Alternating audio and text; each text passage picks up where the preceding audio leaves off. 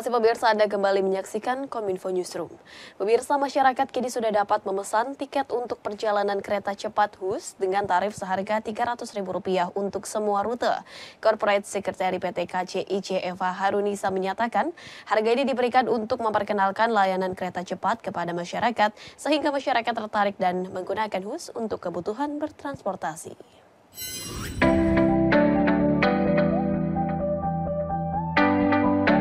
PT Kereta Cepat Indonesia China mengumumkan tarif promo kereta cepat HUS seharga Rp300.000 untuk semua rute, serta mendapatkan gratis kereta api feeder dari dan menuju stasiun Bandung, Jawa Barat. Corporate Secretary KCIC Eva Harunisa mengatakan, promo itu diberikan untuk memperkenalkan layanan kereta cepat HUS kepada masyarakat sehingga masyarakat tertarik dan menggunakan HUS untuk kebutuhan bertransportasi. Tiket kereta cepat HUS bisa dipesan melalui website tiket.kcic.co.id atau melalui tiket vending hingga pemesanan melalui aplikasi HUS kereta cepat dan aplikasi lain seperti Akses by KAI yang akan dimulai pada tanggal 17 Oktober 2023 bertepatan dengan acara peresmian pengoperasian perdana kereta cepat berbayar secara langsung dari China. Setelah operasional berbayar diterapkan pada 17 Oktober, KCIC melaporkan terdapat total 14 perjalanan kereta cepat HUS per hari dengan rincian 7 perjalanan dari stasiun Halim dan 7 perjalanan dari stasiun Tegaluar dengan jadwal sebagai berikut. Selain itu, KCIC juga akan memberikan promo-promo menarik seperti diskon rombongan, diskon lansia, paket perjalanan yang bekerja sama dengan lokasi wisata, hotel, penyelenggara event, dan yang lainnya. Hal itu dilakukan untuk memberikan pelayanan yang terbaik bagi para penumpang dan memberikan kemudahan pada saat menggunakan kereta cepat HUS. Badan Pusat Statistik mencatat 13 provinsi di Indonesia mengalami penurunan luas panen dan produksi padi akibat kekeringan. Penurunan tersebut merupakan dampak dari fenomena El Nino yang saat ini sedang terjadi. PLT Kepala BPS Amalia Adininggar dalam rilis berita resmi statistik pada kanal YouTube BPS menyebutkan, akibat kekeringan dari fenomena El Nino, sebanyak 13 provinsi di Indonesia mengalami penurunan luas panen dan produksi padi. Badan Pusat Statistik mencatat, luas panen dan produksi padi selama kekeringan mengalami penurunan sebanyak 3.698 hektar atau turun 0,44% di bulan yang sama pada tahun 2022. Sementara itu, penurunan produksi padi secara nasional juga mengalami penurunan di 13 provinsi dengan angka 43.863 ton atau minus 1,15% jika dibandingkan dengan bulan yang sama pada tahun 2022. Penurunan terjadi di 13 provinsi dengan 5 provinsi dengan penurunan luas panen tertinggi, yakni Sulawesi Selatan, Jawa Barat, Jawa Tengah, Banten hingga Nusa Tenggara Timur.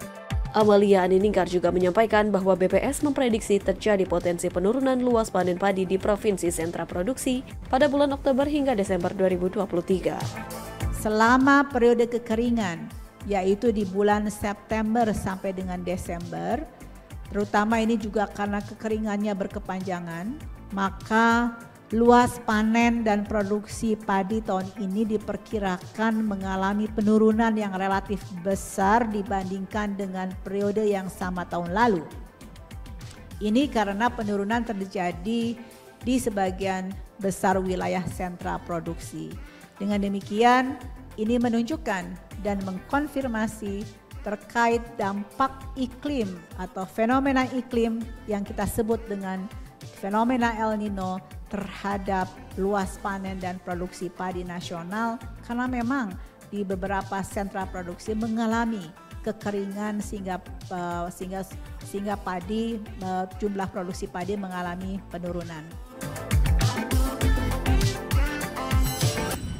Penerapan teknologi dan arah kebijakan yang tepat diperlukan dalam mengelola kebutuhan air di IKN. Persoalan air menjadi penting lantaran IKN akan dibangun sebagai Water Resilient City.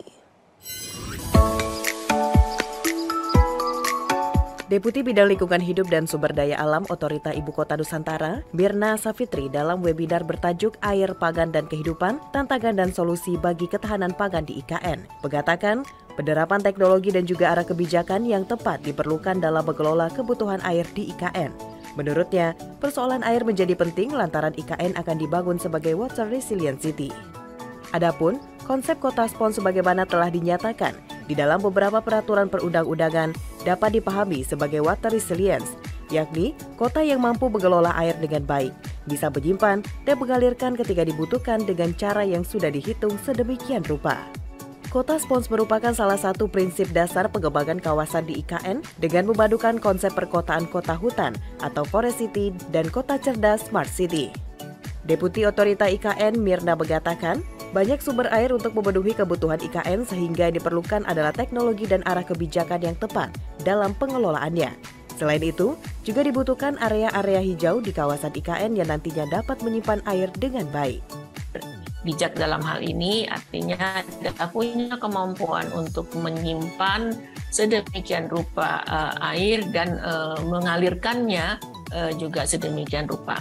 Ibu dan Bapak, di dalam perencanaan dari IKN, persoalan ruang biru atau riparian dan lain-lain itu memang harus terkoneksi dengan area-area hijau, area-area yang diharapkan akan menyimpan air dengan lebih baik. Informasi lainnya pemirsa, Badan Pelindungan Pekerja Migran Indonesia pada hari ini kembali melepas 149 PMI melalui skema G2G ke Korea Selatan dan Jerman. Kepala BP2MI Beni Ramdhani mengatakan, ia berharap kepada para PMI untuk tetap jaga kehormatan nama bangsa dan mampu untuk menyerap ilmu untuk diterapkan saat pulang ke Indonesia.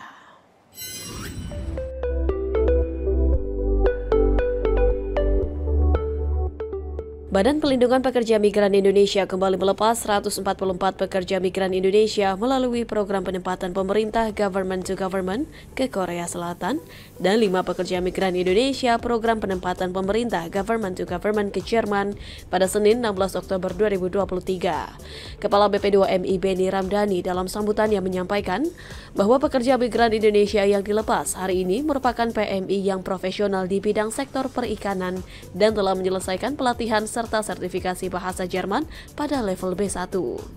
Beni juga mengucapkan selamat atas keberangkatan para pekerja migran Indonesia yang diharapkan tetap jaga kehormatan bangsa Indonesia, serta mampu menyerap ilmu sebanyak-banyaknya untuk diterapkan di Indonesia saat pulang nanti. Sehingga saya katakan, berangkat dengan kepala tegak, kembali ke tanah air dengan membusungkan dada. Menjadi PMI adalah profesi mulia yang memberi kebanggaan tidak hanya bagi keluarga, tapi juga untuk Indonesia. Ya. Pada kesempatan itu, Beni mengungkapkan hingga saat ini jumlah penempatan melalui skema G2G atau skema P2P telah mencapai 224.773 pekerja migran Indonesia. Oleh karenanya, Beni pun optimis target pelepasan pekerja migran Indonesia sebanyak 250.000 pada tahun 2023 dapat tercapai. Target 250 di tahun ini insya Allah bisa tercapai. Walaupun di tahun 2020 kita hanya menempatkan 113.000. Masuk Covid 2021 kita hanya menempatkan 72.624. 2023 trennya naik 200.761 pekerja. Dan per hari ini kita hadir 1 Januari hingga 12 Oktober 2023 kita sudah menempatkan 224.773 pekerja migran.